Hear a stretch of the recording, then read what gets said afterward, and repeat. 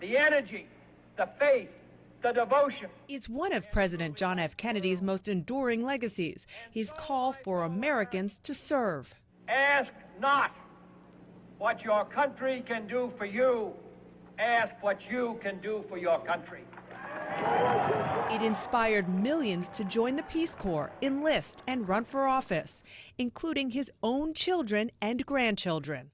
His daughter Caroline, home after serving as President Obama's ambassador to Japan, hasn't ruled out following in her father's footsteps to the Senate and maybe even the White House. The fact that people would come up to me every day and say, you know, I got involved in my community because of your father's inaugural speech. They were so inspired by President Kennedy's vision of service and of American leadership that I think that really kept him alive. JFK's great-nephew, Joseph Kennedy III, is already serving in Congress, where he's taken up health care, the signature cause of his great-uncle, Senator Ted Kennedy. I was struck last night by a comment that I heard made by Speaker Ryan, where he called this repeal bill, quote, an act of mercy.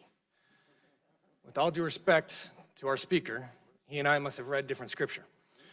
The one that I read calls on us to feed the hungry, to clothe the naked, to shelter the homeless, and to comfort the sick. And on the campaign trail now is Chris Kennedy, John F. Kennedy's brother Bobby's son. He launched his campaign for Illinois governor in February by invoking his family's legacy. They embrace the notion that we're all in this together, that our country is the land of opportunity.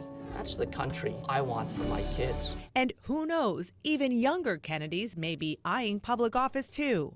JFK's granddaughter Rose, who bears a striking resemblance to her grandmother Jackie, appeared in a video this week commemorating the 100th anniversary of her grandfather's birth. I'm inspired by my grandfather's sense of equality, his courage in naming the injustices in American society. It ought to be possible, in short, for every American to enjoy the privileges of being American without regard to his race or his color.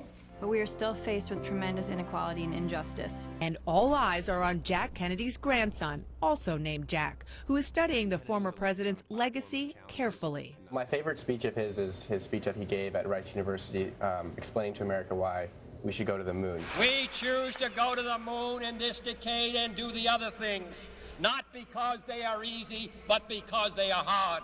And in that speech, he said that great challenges are actually great opportunities. So I think it's important to remember that those are opportunities and that we can rise to the occasion if we choose good leadership. So will he run? And I'm inspired by my family's legacy of public service. It's something that is I'm very proud of, but I'm still trying to make my own way, figure things out, and so I stay tuned.